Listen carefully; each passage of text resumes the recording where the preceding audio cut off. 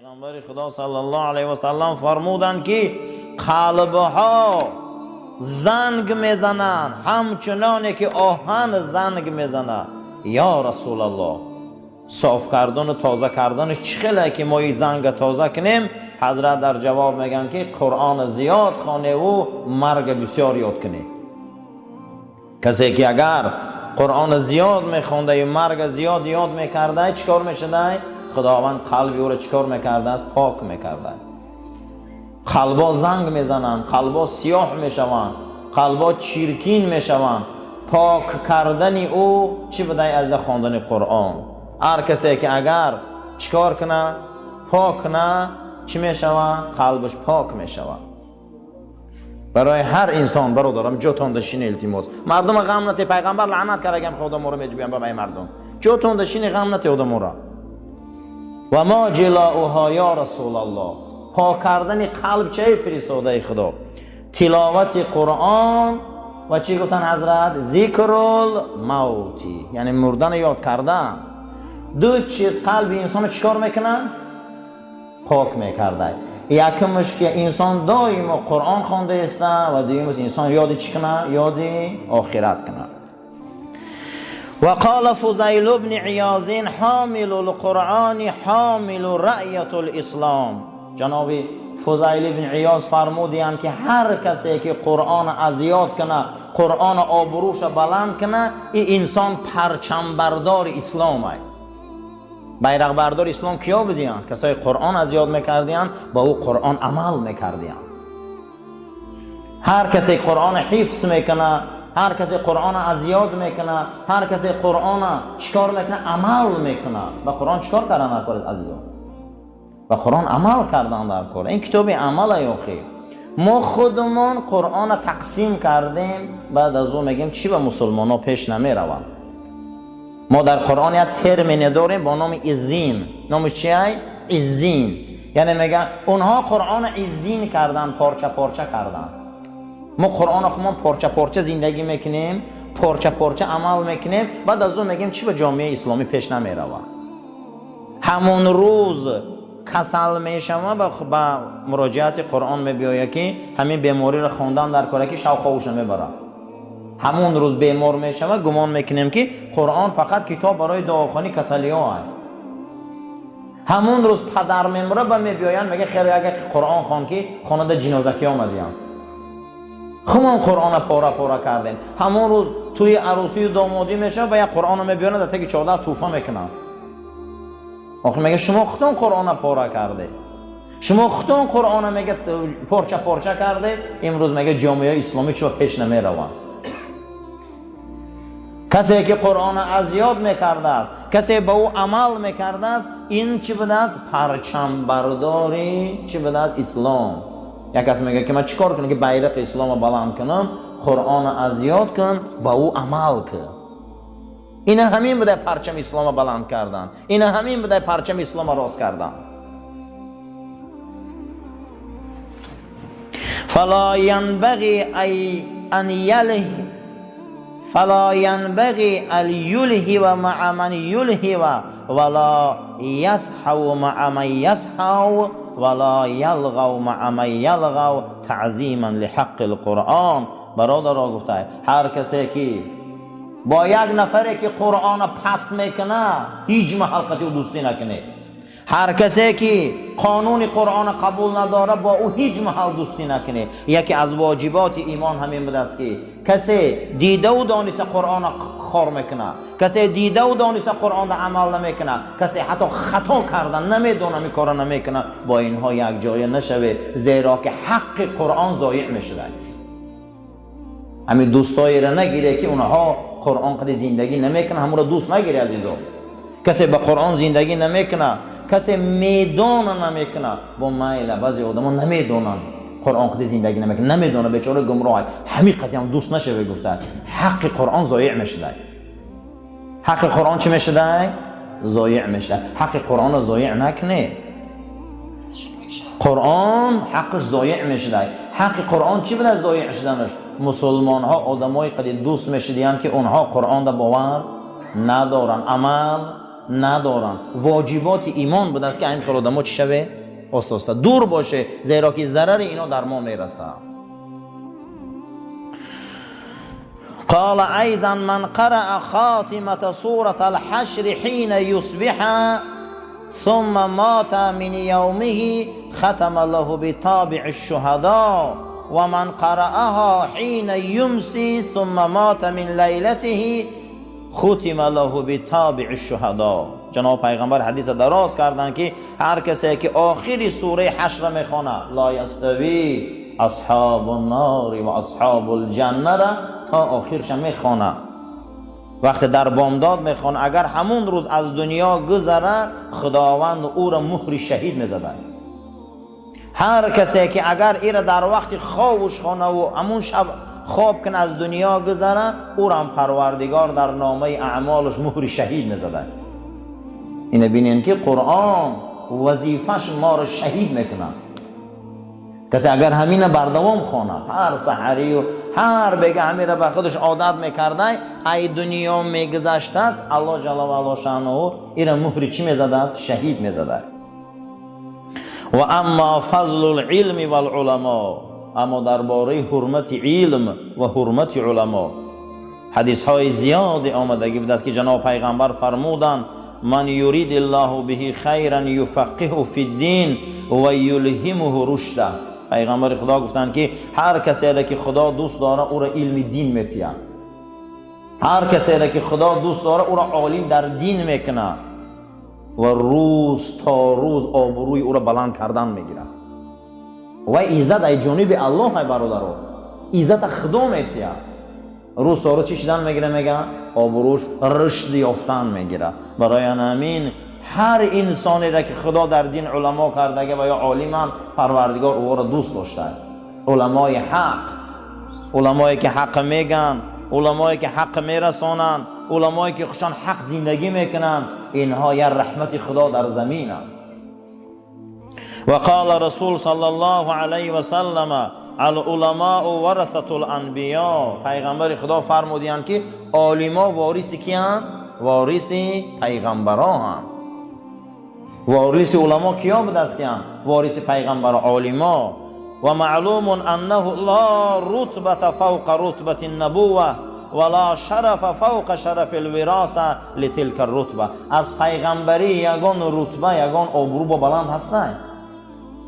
امید بین مسلمانان از پیغمبری یگان رتبه بلند هستند؟ نیست. عالما کی بودند؟ وارث پیغمبران. یگان شرف آبرو مثل شرف پیغمبری هست؟ نه. این شرف کی نصیب میشه؟ علما. کسی که علما را حرمت نکنه پیغمبر را حرمت نمیکنه. کسی علما را دوست نداره پیغمبر را دوست نمیداره. من اکرم عالما فقط اکرمنی. کسی که عالم حرمت کنه پیغمبر گفت وای من حرمت کرده. کسی من عالم حرمت نکنه گفت من حرمت نکرده.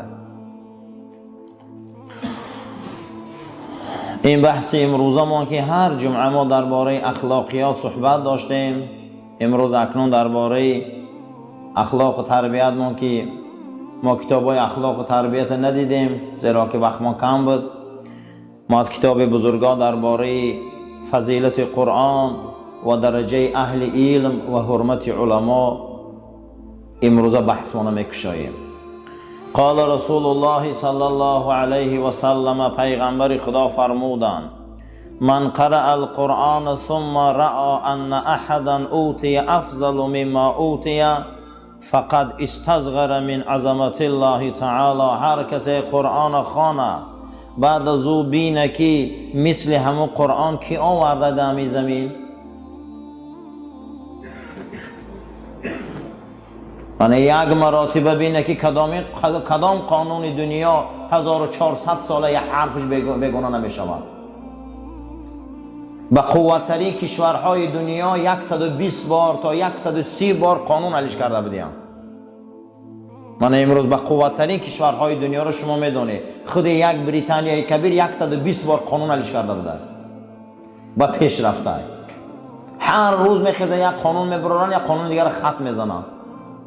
اما این قرآن بالای لوح تمونه میگه یک بار بین پیغمبر مثل قرآن یگان کسم خیلی آورده 1400 سال میشه یک نقطش دیگرگون نمیشود. آیا میشه با آدمی که پیدا شود گو از فردا بیا سوره قل هو الله رو میگیریم؟ پیدا میشه خیلی پیراتر. صدها نیرو قوه ها بعد قرآن پیدا شدن، مبارزه بردن، یک الف شجمونده نتونستن.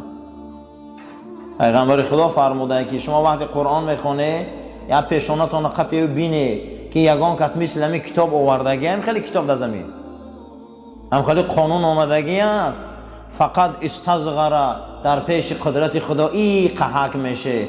اکنون دانه که اون کسایی که این کتاب در قفس سینه‌شان جا میکنن، شما هم در پیش ویو هیچیه. کسی که قرآن حفظ میکنه با او قرآن عمل میکنه، شما هم میگه قرآن از یاد نکرده و قرآن نمیدونه، شما در پیش وی میگه هیچیه و عظمت خدای در بدنش. ای همین میگه شما قیاس که نختون نکنید. ای همین درجه میگه انسان نزد خدا منزلتش معلوم میشه. منزلت مسلمان در نزد خدا ایروی چی بوده عزیزان؟ قرآن حفظ کردن با او عمل کردن. ایروی نمیده امرو. هیچ کس مثل این قرآن آوردن نمیتونه. هیچ کس هم آوردن نمیتونه. الله جل و علا شأنه در قرآن هیچ کس آوردن نمیتونه و ابدا تا روز قیامت نمیتونه آوردن. فَإِن لَمْ تَفْعَلُوا وَلَنْ تَفْعَلُوا. دو بار میگه خدا نمیتونه، ابدا نمیتونه. این قرآن یک کتاب عادی نیست. شما یک مرتبه کشایی میگه شینه بعد خواندنتون فکر کنید. در یک خطی قرآن علما 15 علم یافتیان. کدام عالم میگه که در یک ورق 15 علم جا کنه؟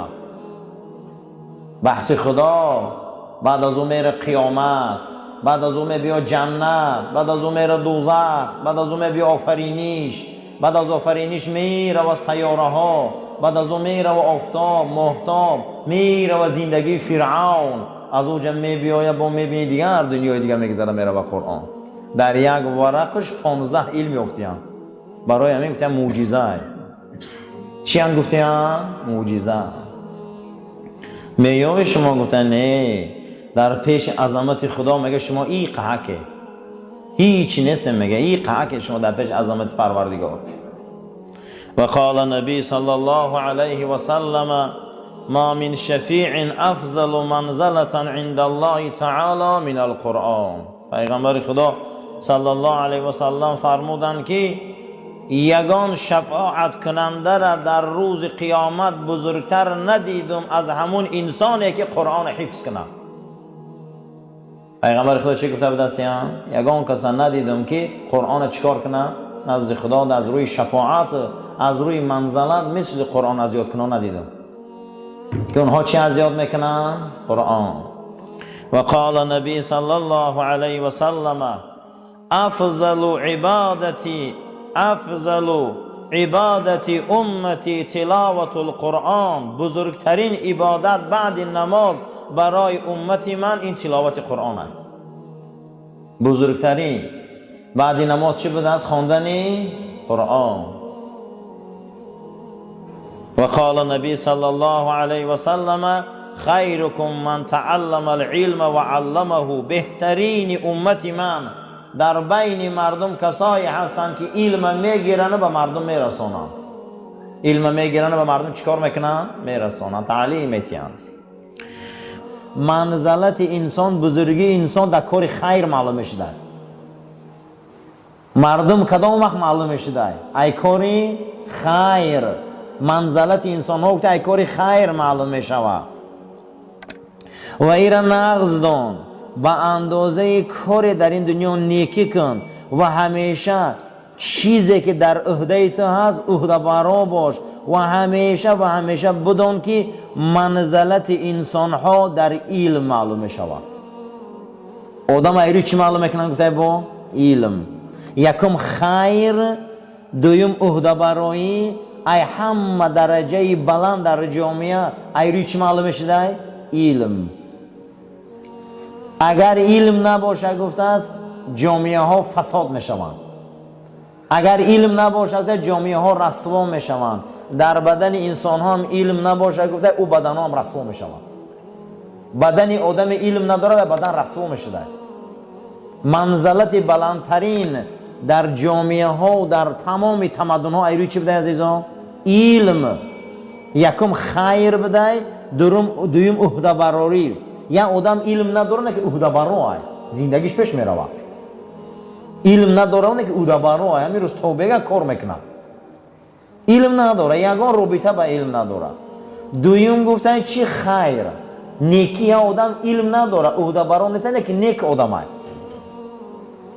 آدمای نیک آدمای عهده برا منزلتشون معلوم میشده. سوم درجه منزلت ایروی چی بوده؟ ای همه در بلندترین درجه علم. برای همین اکنون امروز اخلاق و درباره اخلاق نیک و اخلاق حسنه صحبت میکنیم. قول این بزرگ خودی وارد میشویم. برادرها یا خیرخواه باشه یا عهده برا باشه یا عالم باشه، ایمی سه تایتش باشه. زیرا که این شخصیت منزلت بزرگی را در همین سه نوع چیزه دانسته.